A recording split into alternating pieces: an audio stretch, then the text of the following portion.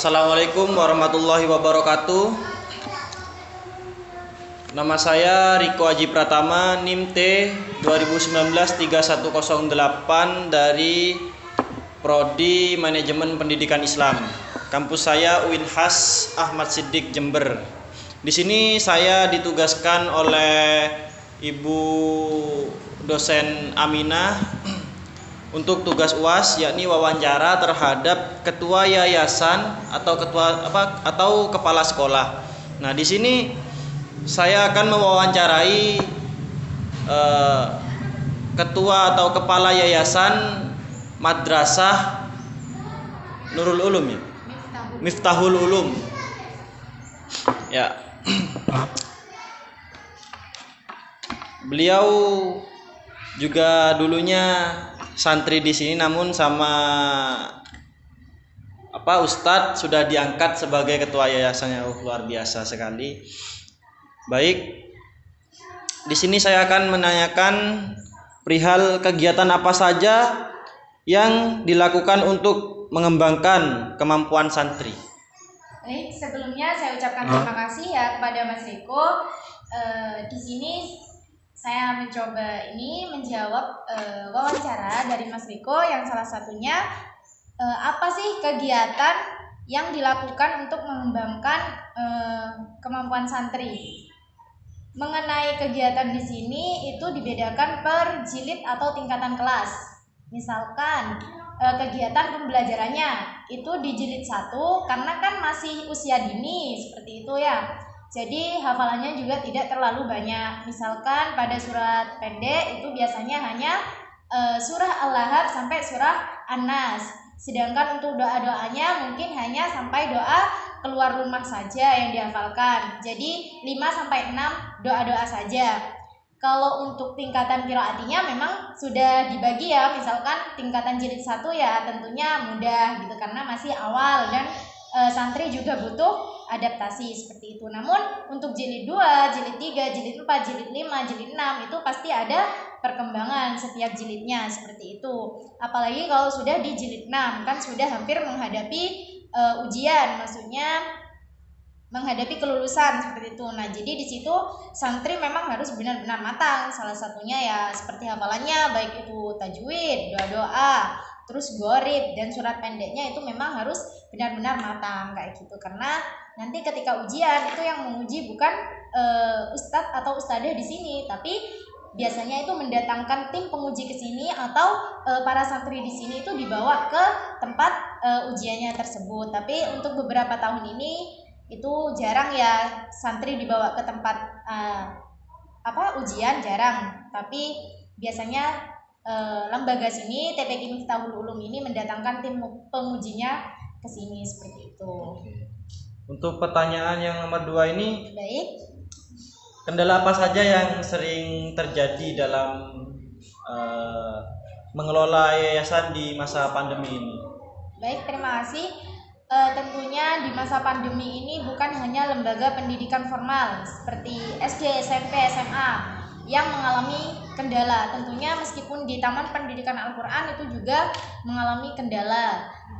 Bisa saya contohkan salah satunya itu karena kan COVID ya, corona itu sudah menyebar luas seperti itu ya. Jadi kekhawatiran orang tua itu pasti. Nah, kekhawatiran orang tua itu pasti. Jadi salah satu kendalanya di sini mungkin semenjak adanya COVID ini santri itu banyak yang tidak hadir. Nah, mungkin ya hanya sedikit saja. Soalnya kan kekhawatiran orang tua karena virus tersebut takut nyebar atau apa. Jadi anak tidak diperbolehkan masuk. Akan tetapi di sini juga tetap menerapkan protokol kesehatan. Jadi kalau pakai masker tidak, karena juga kan di sini harus membaca Al-Qur'an gitu kan. Kalau ditutup pakai masker nanti nggak kelihatan benar atau enggaknya bacaannya seperti apa kan nggak tahu. Jadi kalau pakai masker enggak, tapi kalau jarak jadi antar santri itu harus tetap mengikuti protokol kesehatan seperti itu. Jadi kendalanya hanya itu saja. Mungkin banyak santri yang tidak bisa hadir karena kekhawatiran orang tua. Untuk pertanyaan yang nomor 3, ya, terima kasih. Bagaimana kondisi yayasan dilihat berdasarkan hubungan yayasan dengan masyarakat sekitar? Alhamdulillah kalau hubungan dengan masyarakat sekitar tentunya baik ya. Kalau saya nilai sendiri bukan karena saya di sini sebagai ketua gitu, terus namanya juga lembaganya sendiri pasti baik, itu enggak. Tapi Taman Pendidikan Al-Quran TPQ Miftahul Ulum ini sudah berdiri sejak kalau tidak salah sudah tahun 2005 yang berdiri sampai sekarang, dan alhamdulillah santrinya juga masih banyak ya gitu. Termasuk ya, saya dulu. Ya ini juga alumninya dari sini. ya. Jadi kalau hubungan dengan masyarakat pasti banyak karena santri-santri di sini itu kebanyakan dari lingkup masyarakat di sini juga gitu. Juga ada yang jauh, salah satunya dari Kemuning itu ke sini gitu. Jadi demi mencapai keinginan gitu ya, cita-cita belajar Al-Quran meskipun jauh ya tetap mereka tempuh seperti itu. Untuk pertanyaan yang nomor 4, apakah di masa pandemi ini masih ada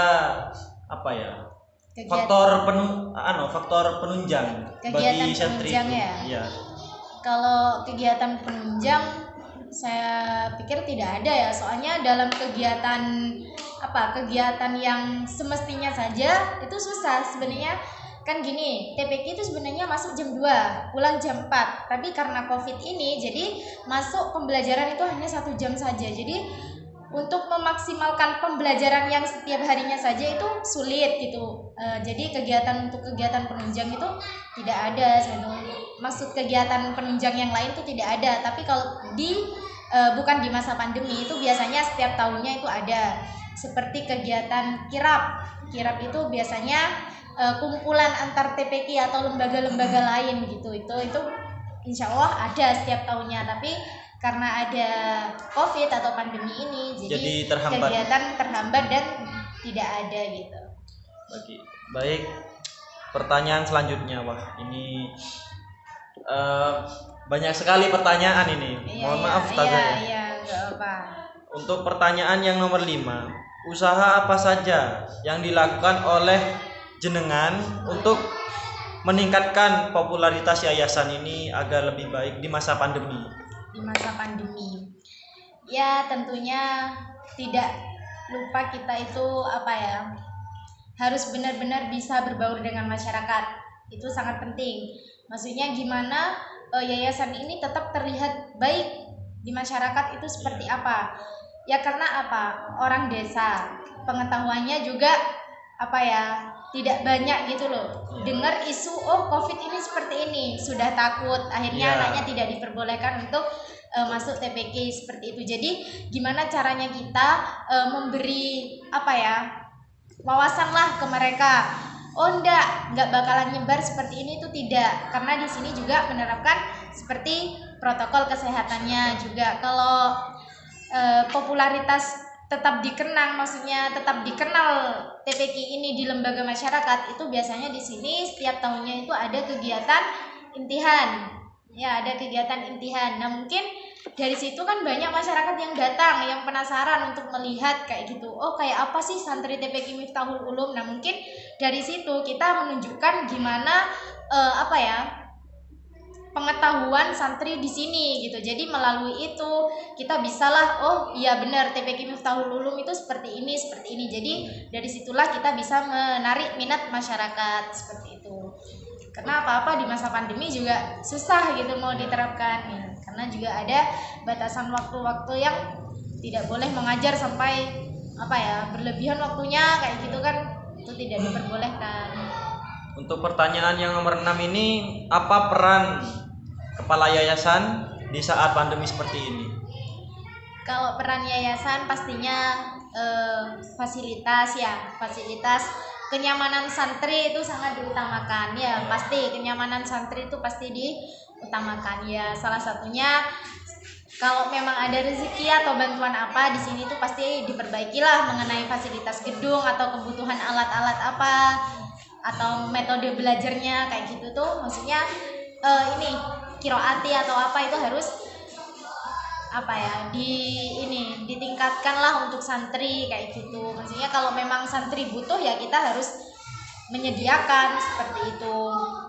Kalau peran kepala yayasan di sini ya hanya mencukupi fasilitas lembaga juga mengatur.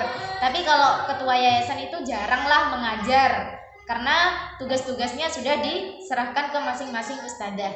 Jadi di masing-masing kelas atau jilid itu ada ustadzahnya sendiri. Jadi di jilid 1 itu ada, di jilid 2 ada, di jilid 3 ada, sampai jilid 6 pun ada. Jadi peran kepala yayasan di sini ya hanya mengatur dan memfasilitasi santri senyaman mungkin. Mungkin cukup 6 pertanyaan saja. Ya. Karena ustazah juga masih ada keperluan.